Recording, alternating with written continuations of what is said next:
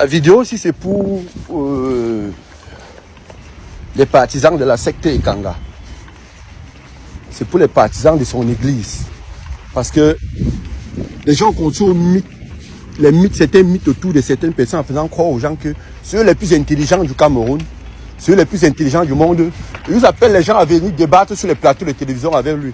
Moi, je dis que il faudrait bien qu'on accepte de venir débattre sur lui, avec lui d'un plateau de télévision, parce que c'est quelqu'un qui connaît bien Mamae, la langue française. Il va tourner les mots, tu lui demandes lundi, il va tourner avec toi, partir, revenir sur vendredi, il va te répondre la question sur lundi. Vous qui dites que, vous nous dites que, parce qu'autour de lui, il a construit certaines majorettes autour de lui. Et c'est un truc que moi, j'ai toujours combattu. Moi, je déteste les gens qui adorent faire ce qu'on appelle le culte de la personnalité. C'est ça qui a rendu les gens comme les Eto aujourd'hui, zinzin au Cameroun, qui croient que non. Parce que chaque fois qu'ils vont dire quelque chose, on doit accepter ce qu'ils disent parce qu'on croit que non. Ils ont une certaine majorité derrière eux qui leur font croire que non, ils sont des dieux. Tout ce qu'ils pensent, tout le monde doit penser comme eux. Ah, je vais me traverser. Donc, je redis encore aux adeptes de l'église.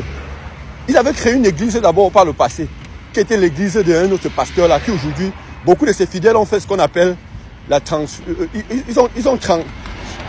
ils ont traversé de l'autre côté de la route, mais ils sont plus dans l'église du pasteur. Actuellement, il y a un nouveau pasteur, Ekanga, c'est Ekanga, qui a créé sa nouvelle église. Où certains gens se disent que non, on ne peut pas critiquer Ekanga. On ne doit pas dire quelque chose quand Ekanga dit, parce que c'est lui le plus intelligent du monde. Et puis il appelle les gens, non, venez, que je les appelle de venir débattre avec moi sur un plateau de télévision, ils aussi de venir débattre avec moi. Depuis 2016, 2017, 2018, que tu débats au Cameroun là, qu'est-ce qui a changé? Vous vous moquez, il y en a parmi eux qui se sont même moqués des Camerounais qui sont sortis pour revendiquer leur droit de vote, ayant voté Issa Chiroma Bakari. Ils se sont moqués même des Camerounais qui sont tombés au champ de tir. J'ai dit, j'ai les preuves, hein. Je connais beaucoup, je vais citer leur nom. Le moment où on va venir, je vais citer le nom de ces gens qui sont autour de lui, qui l'encouragent et qui l'entourent. Qui entourent ces Kanga. Je dis et je répète. Vous passez au temps, nous demandez que Issa Chiroma est au Nigeria. Il est en Gambie. On dit que dès que quelqu'un soutient Issa Chiroma, vous l'appelez le Gambien. Bon oui, je vous pose une question. En 2018, vous étiez au Cameroun, la majorité parmi vous l'avez été au Cameroun. Quand le professeur Kamto appelé au marche, vous avez fui, non? Vous pouvez vous réfugier ici en Europe, demain l'Asie politique. Toi, mais Kanga, tu étais au Cameroun. Quand Moïse Kamto avait lancé les marches, tu as fui. Pourtant, tu débattais chaque jour sur les plateaux de télévision. Dès qu'on a lancé les marches, tu as fui pour venir te cacher ici. Vous avez fui, vous tous venez vous cacher ici. Parce que vous ne pouvez pas porter la tête d'une révolution. Aujourd'hui, monsieur a gagné l'élection présidentielle au Cameroun. Tout le monde sait qu'il a gagné l'élection. Vous dites même qu'il n'a pas gagné. Certains parmi vous disent même qu'il n'a pas gagné. Que parce qu'il n'est pas légitime. Il n'est pas légitime. Et vous dites que non, vous nous racontez des histoires comme quoi il était dans le gouvernement de Paul Biya. On ne veut personne qui a travaillé dans le gouvernement de Paul Biya. Tous ils doivent partir. Dans ce cas, même Maurice Kamto qui était le président de ton parti politique, il faut lui dire, il fallait non plus le supporter. Et j'ai dit encore, ils ont fait plus de mal au Camerounais qu'Issa Chiroma parce qu'en 92, il était complice pour le vol du suffrage du peuple pour donner la victoire à Paul Biya en 92. Et si Paul Biya n'est pas président en 92, Issa Chiroma ne serait jamais ministre du gouvernement de Paul Biya. Fundi devait être président. Et Chiroma ne devait jamais être au gouvernement de Paul Biya. Pendeko, qui était dans le même parti politique avec toi, il sortait du RDPC. Vous nous dites qu'on vient débattre avec vous, on vient débattre quoi avec vous? Depuis quand les débats ont chassé une dictature, vous avez compris qu'au Niger, on a débattu pour chasser Tiani, pour chasser Bazoum. Vous avez compris qu'au Niger, au Burkina, il y avait les débats télévisés que vous dites aux gens, ils viennent débattre avec vous. Quand on va finir de débattre avec toi, est-ce que tu as 2 avions de chef que tu vas envoyer pour aller bombarder et tout dire? Pour faire sauter bien là-bas. Vous passez à casser les oreilles des gens sur TikTok, Facebook. Vous lancez là 800 personnes. Paul Biya actuellement à Genève, avec sa fille Brenda, ils sont là-bas à Genève. Allez les déloger là-bas. Que népalisation. J'ai dit, je répète, vous n'allez rien népaliser. Vous n'allez rien faire. La seule personne qui est capable de dire au Cameroun, toi et quand on rappelle aux villes mortes au Cameroun, sinon un Camerounais va sortir. Toi, tu ne peux pas mettre 2 personnes à la poste centrale. Quelqu'un vous a dit la preuve, les gens vous ont dit qu'ils ont les billets d'avion pour vous aller au Cameroun népalisé. Vous avez tous fui. Vous avez le courage de partir au Cameroun, de prendre l'avion, allez vous mettre à la poste centrale. Je vous ai dit de faire comme Sébastien Ebala. Prenez votre billet d'avion, allez à la poste centrale, vous mettez, vous dites népalisation. Que les Camerounais viennent vous trouver. Que la marche de 1 million, c'est Yaoundé. Vous pouvez mettre 1 million vous pouvez même mettre 100 Camerounais dehors. Même dans votre quartier, vous pouvez réunir 10 personnes. Vous cassez les oreilles des gens chaque jour sur TikTok. On vous regarde jusqu'à ce qu'on parle, certaines de ces majorettes sortent pour venir attaquer les gens. Vous pouvez t'avouer. Moi, j'ai dit, hein, quand vous allez m'attaquer, moi, je ne veux pas vous répondre. Je veux pendre que Ekanga. Quand vous allez m'attaquer, je vais vous laisser, je vais tomber que sur Ekanga. Parce que pour moi, vous n'êtes pas utile. Parce que c'est lui qui a fait le bashing Chiroma. Et on sait pas ce que Chiroma lui doit. On sait pas ce que Chiroma lui doit. C'est comme ça qu'ils font un matin, tu entends directement, tu entends qu'ils sont là dans le RDPC. Un matin, tu entends, tu les vois avec l'habit du RDPC. C'est comme ça quand Jamen a commencé. Après, on l'a vu avec l'habit du RDPC sur lui. Si tu veux supporter le RDPC, va supporter le RDPC. Tu nous fous le camp, tu laisses Chiroma tranquille. Tu laisses Chiroma tranquille. Et je profite pour dire au Cameroun, le président Issa Chiroma a appelé aux villes mortes. Et respectez le mot d'ordre des villes mortes. Respectez la mémoire de vos enfants qui sont tombés, que l'armée Boulou a fait tomber au champ parce qu'ils revendiquaient leur victoire. Respectez ça. Fermez vos boutiques. Restez chez vous. Montez à ces gens qui sont illégitimes. Montez à Tangandji qui n'est rien. Je sais ce qu'à Tangandji, les gens là. Montez-les qui sont rien, qui ne représentent rien, les Ngongo. Montez-les que vous pouvez les défier. Ils ne peuvent pas sceller toutes vos boutiques. Si tout le monde ferme la boutique, ils ne vont rien faire. Ils ne vont rien faire. Je m'en fous de ce qu'ils pensent de moi parce que c'est ce qu'ils pensent de moi. Je sais que s'ils tentent de mettre mes pieds un jour même au Cameroun et que je sais que s'ils essayent même un jour de passer à côté du Cameroun, ils peuvent envoyer complètement mes chercher pour venir avec moi pour me zigouiller. Oui. Les gars, toi et Kanga, c'est de trop. C'est de trop, il faut laisser Chiroma tranquille. À un moment donné, c'est même de l'acharnement. Vous avez échoué en 2018. En 2018, vous avez échoué. Moi, quand tu as gagné les élections, vous avez été incapable de revendiquer sa victoire pour le mettre. Pour faire de lui aussi ce que Chiroma, les partisans de Chiroma font de lui aujourd'hui. Les Camerounais n'ont pas voté Chiroma parce qu'ils voulaient voter Chiroma. Les Camerounais ont voté Chiroma parce que c'était un vote sanction. Qui aime Chiroma? Qui l'aimait? Personne ne l'aimait. Chiroma est sorti en 2 semaines comme ça, les gens ont commencé à dire Chiroma, Chiroma président, Chiroma président. Vous venez aujourd'hui nous raconter les conneries, vous venez nous apporter des théories, vous nous lisez les machins que la guerre de Tseng Tseng, le traité de Nanking en 92, la révolution de la Chine, le machin, le Japon avait fait que quand les partisans de machin, ça ne sert à rien, tous ces machins-là que vous expliquez là. Ce qu'on veut, ce sont des actions concrètes. Maître Alice, comme vous a posé une question, vous voulez un président libre ou bien vous voulez un président qu'on a arrêté? Vous voulez un président emprisonné parce qu'en 2018, qu'on a arrêté le professeur Kamto, la révolution s'était arrêtée parce qu'il était en prison. Pourtant, s'il était dans un pays qui avait servi de base arrière, comme actuellement Chiroma en Gambie. Oh, Chiroma en Gambie. Oh, Chiroma au Nigeria. Oh, Chiroma au Sénégal. Si demain vous dites que Chiroma en Éthiopie, vous allez appeler les autres gens, les Éthiopiens. Ou demain vous dites qu'il est au Soudan. Vous prenez même quoi aux gens, dis donc. Vous faites les lives de 700 personnes, 800 personnes. Mais si toi, tu es engagé, je vais te dire un truc. Si toi, tu appelles à une marche, vous ne serez même pas 20. Je dis même ici en diaspora, on n'arrête pas les gens là. Si tu appelles à une marche, vous ne serez même pas 20. Il faut qu'on te le dise. Vous ne serez même pas 20 si tu appelles à une marche ici en diaspora. On sait que quelque part, peut-être tu as mal parce que, mais comme tu devais être aux affaires, peut-être tu devais être ministre. Peut-être tu devais être ambassadeur. Peut-être tu devais être gouverneur, qui sait. Peut-être c'est ça qui te fait mal jusqu'à aujourd'hui. Et peut-être tu as mal parce que peut-être tu as compris que Chiroma paye les gens pour sa communication. Il ne t'a pas payé toi ton tour pour sa communication. C'est ça qui te fait mal. Il faut laisser un peu les gens, foutre un peu le camp à Chiroma, mon frère. Foutez-lui un peu le camp. À un moment donné, vous exagérez. Ça, c'est de l'acharnement. Et tu vas voir tous mes frères Bamile, les moutons là qui sont tous derrière les gens. Lui, vraiment, tu vois un père. Moi, j'ai dit, que Kanga ne contrôle pas mon cerveau. D'ailleurs, un homme ne contrôle pas mon cerveau. Et Kanga d'abord, c'est mon petit frère. Il ne peut pas contrôler mon cerveau. Tu vois un père de 50 ans, tu lui demandes que pourquoi tu suis Chiroma et Kanga. Pourquoi tu crois ça n'est pas les assuits qui dit que attends le soir, tu vas lancer le live. Tu vas venir écouter ce qu'il propose. Lui-même, il ne sait pas pourquoi il suit Ekanga. Tu lui demandes que tu suis Ekanga. Pourquoi il ne peut pas te dire pourquoi il suit Ekanga? Mais tu te poses la question, mais est-ce que celui-là même c'est vraiment... Et tu ouvres sa caméra, tu vois, c'est un père avec les barbes blanches. Tu vois beaucoup parmi eux, ils ont les 50 ans, 48 ans, 40 ans. Et Kanga, sur les petits frères, Kanga, quelque chose, c'est quoi, et Kanga doit avoir 33 ans. Vous croyez que moi, je réfléchis en fonction du cerveau des gens?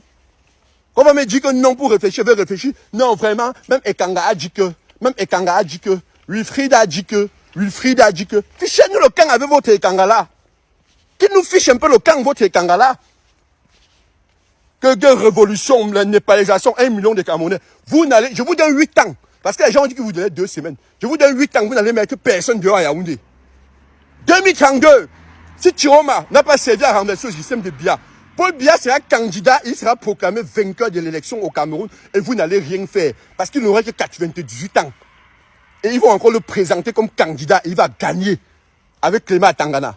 Voilà, c'est ce qu'il voulait vous dire aujourd'hui. C'est never to quelqu'un, il cherche suicidox, les ékangaïstes. Si quelqu'un, c'est never to quelqu'un, il cherche suicidox, il boit, il part. Voilà. Dans tout espace public où se côtoient opinion, tension, attente et frustration, les échanges peuvent devenir émotionnels, parfois brusques, parfois chargés d'ironie ou d'amertume. L'analyse des propos de Gignac dirigés contre Wilfried Ekanga s'inscrit dans cette dynamique typique de l'exil politique, où la distance géographique ne diminue pas la force des convictions et où la parole devient souvent l'outil principal de contestation, de défense et d'affirmation identitaire. Ce script se concentre sur une lecture critique, calme et structurée, afin d'éclairer les enjeux sans encourager de division, en rappelant que le débat public gagne toujours quand il s'appuie sur la raison, la nuance et le respect mutuel. Les propos cités montrent un climat de méfiance généralisé entre acteurs engagés dans des causes pourtant proches. L'accusation centrale lancée par Gignac est celle du culte de la personnalité que Wilfried Ekanga encouragerait, selon lui, parmi certains de ses partisans. Cette notion n'est pas anodine. Elle renvoie à une inquiétude assez répandue dans les mouvements politiques ou citoyens, où la figure charismatique peut parfois prendre plus de place que les idées elles-mêmes. Pourtant, pour qu'une critique soit solide et convaincante, elle doit toujours être replacée dans son contexte, évaluée avec prudence et formulée sans excès émotionnels. Ici, la forme agressive brouille en partie le fond, ce qui rend nécessaire une analyse dépassionnée. La manière dont Gignac décrit Ekanga est construite autour d'une opposition entre l'intelligence supposée de ce dernier et l'idée que ses partisans le placeraient sur un piédestal. Il insiste à plusieurs reprises sur la façon dont Ekanga utiliserait la langue, la maîtrise des mots, les tournures complexes et la rhétorique pour convaincre. Cette observation pourrait être pertinente, car la communication politique repose effectivement sur ses compétences.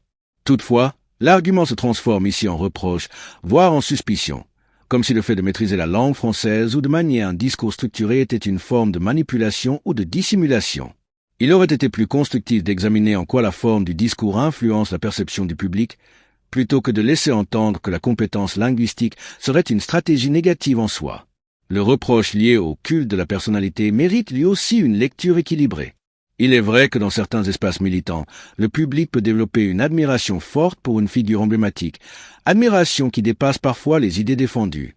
Ce phénomène existe dans de nombreux pays, sur tous les continents, dans toutes les idéologies.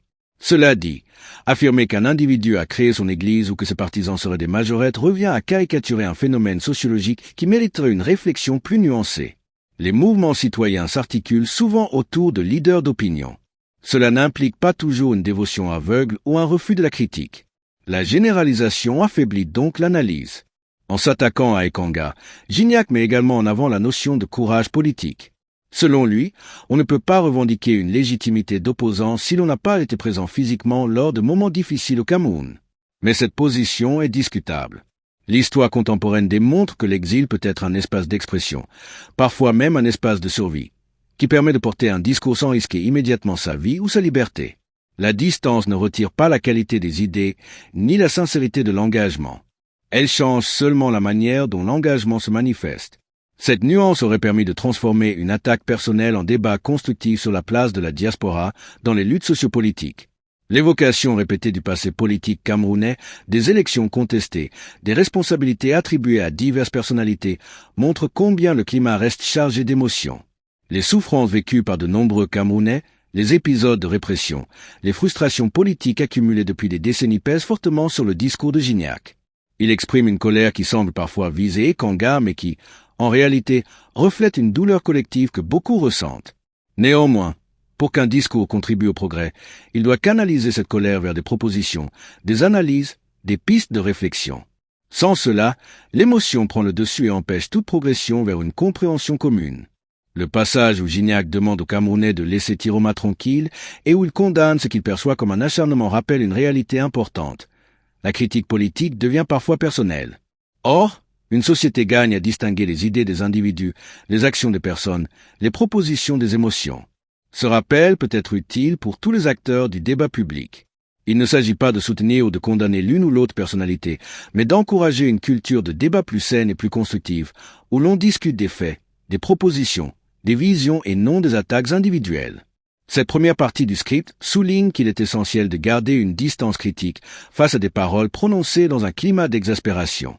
Le public, qu'il soit camerounais ou de la diaspora, mérite des analyses solides, calmes et rationnelles. Et si tu apprécies ce travail d'analyse, n'hésite pas à t'abonner, à commenter et à partager pour que davantage de personnes puissent accéder à une lecture apaisée des enjeux qui nous concernent tous. En poursuivant l'examen des propos de Gignac, on constate un accent particulier sur la notion de responsabilité individuelle et collective dans la lutte politique. Il insiste sur l'idée que certains acteurs de l'opposition exilés auraient fui des situations difficiles au Cameroun et que leur engagement depuis l'étranger ne serait pas à la hauteur de leur discours. Cette critique met en lumière un dilemme classique pour toute diaspora. Comment concilier l'engagement à distance avec l'exigence d'efficacité sur le terrain? La question mérite réflexion, car elle touche à la fois à la stratégie politique et à la légitimité perçue des voix émises depuis l'extérieur. Dans ce contexte, il est utile de rappeler que l'exil n'annule pas l'engagement, il le transforme. La capacité à mobiliser l'opinion, à analyser les politiques et à informer un public international est également une forme de contribution qui peut avoir un impact réel, même si elle ne correspond pas à la présence physique sur le terrain. Un autre aspect important relevé dans le discours de Gignac est la critique des méthodes et des stratégies employées par certains acteurs. Il reproche à Ekanga de privilégier des apparences et des démonstrations de force plutôt que des actions concrètes et efficaces. Ici, le point est pertinent. Dans tout engagement politique, le contraste entre communication et résultats tangibles est une question légitime. Les citoyens ont besoin de résultats concrets et d'initiatives qui traduisent les idées en action. Cependant, le risque est que la critique devienne personnelle ou émotionnelle, ce qui affaiblit la crédibilité de l'argument. Il est donc important de séparer la critique des idées de celle des personnes, de privilégier l'analyse des stratégies, des démarches et des effets plutôt que des traits de caractère. Gignac insiste également sur la question du temps et de l'expérience. Il compare l'ancienneté de son propre engagement et la constance dans le militantisme à ce qu'il perçoit comme un engagement intermittent de la part d'Ekanga. Cela pose une question essentielle. La constance dans la lutte politique doit-elle être mesurée uniquement par la présence continue sur le terrain ou peut-elle inclure l'influence et l'action indirecte depuis l'extérieur? Les mouvements de changement social ont toujours connu des figures qui agissent à distance, qu'il s'agisse de soutien intellectuel, de diffusion d'informations ou de lobbying international. La valeur de cet engagement ne doit pas être sous-estimée. Ainsi, bien que la critique de Gignac ait un fondement compréhensible, elle gagnerait à intégrer une perspective plus nuancée sur les différentes formes d'implication. Le discours met également en avant la question de la légitimité et de l'autorité. Gignac semble préoccupé par l'idée que certains leaders ou figures de l'opposition puissent être perçus comme incontestables par leurs partisans, ce qui pourrait limiter le débat et la pluralité des opinions. Ce point est crucial pour toute démocratie ou mouvement citoyen. La concentration excessive de pouvoir symbolique dans les mains d'un individu peut effectivement réduire la diversité des idées et freiner le dialogue. Toutefois, il est important de rappeler que l'autorité perçue est souvent le résultat de l'admiration ou de la reconnaissance d'un travail accompli et non d'une manipulation systématique. La nuance est essentielle. Critiquer le culte de la personnalité ne doit pas se transformer en attaque contre la personne elle-même, mais plutôt en réflexion sur les mécanismes de leadership et d'influence dans un mouvement. Un autre aspect à souligner est l'utilisation répétée, dans le discours de Gignac, d'expressions très imagées et parfois virulentes, notamment lorsqu'il évoque la mobilisation des partisans ou les échecs passés. Cette tonalité traduit un fort investissement émotionnel et une colère accumulée, mais elle peut aussi distraire de l'analyse concrète des faits. Dans un contexte éducatif ou informatif, il est essentiel de transformer ces émotions en points d'analyse clairs en identifiant les stratégies, les réussites et les limites de chaque acteur. L'objectif n'est pas de censurer l'émotion, mais de la canaliser afin que le message atteigne son public de manière constructive, sans encourager la division ou la confrontation. Les références fréquentes à des événements passés, comme les élections de 1992, les revendications populaires ou la mobilisation de la diaspora, montrent également l'importance de la mémoire collective dans le discours politique. Gignac s'appuie sur l'histoire pour légitimer ses arguments et rappeler les erreurs qu'il considère comme évitables. Cela souligne un point fondamental. Toute analyse politique doit tenir compte du contexte historique. La critique devient plus solide lorsqu'elle s'inscrit dans une chronologie précise, quand elle compare les intentions aux résultats et quand elle propose des pistes d'amélioration ou d'action future. Par ailleurs, l'extrait montre une préoccupation constante pour l'efficacité et l'impact réel des actions, qu'il s'agisse de marches, de débats, de campagnes d'information ou de sensibilisation de la diaspora. Gignac critique ce qu'il perçoit comme une dispersion des efforts et un manque de résultats tangibles. Cette insistance sur l'efficacité est légitime. Toute initiative politique ou sociale mérite d'être évaluée selon son impact concret. Mais encore une fois, la critique gagnerait à être présentée de manière factuelle, en donnant des exemples précis et mesurables, plutôt qu'en s'appuyant sur des jugements généralisés. C'est cette approche factuelle et méthodique qui permet de convaincre un public large, au-delà de la sphère des partisans ou des opposants. Enfin, ce discours illustre l'importance du débat constructif dans les mouvements politiques. Gignac exprime son désaccord avec Ekanga et ses méthodes, mais le ton et la forme du message montrent que l'émotion peut parfois occulter le fond. Un débat politique efficace nécessite de combiner passion et rigueur intellectuelle en distinguant les arguments, les faits et les opinions. Cela permet au public de réfléchir par lui-même, de se faire une idée éclairée et de participer de manière active à la vie démocratique. Pour conclure cette seconde partie, il est essentiel de retenir plusieurs leçons pour tout spectateur ou acteur politique. D'abord, la vigilance face au culte de la personnalité. Ensuite, l'importance de distinguer critique des idées et attaques personnelles. Enfin, la nécessité de privilégier les actions concrètes et mesurables plutôt que les démonstrations symboliques. Si cette analyse te paraît utile et pertinente, tu peux soutenir la diffusion de ce type de contenu en t'abonnant à la chaîne, en commentant pour partager ton point de vue et en partageant cette vidéo pour que le plus grand nombre de personnes aient accès à une lecture critique et équilibrée de ces enjeux.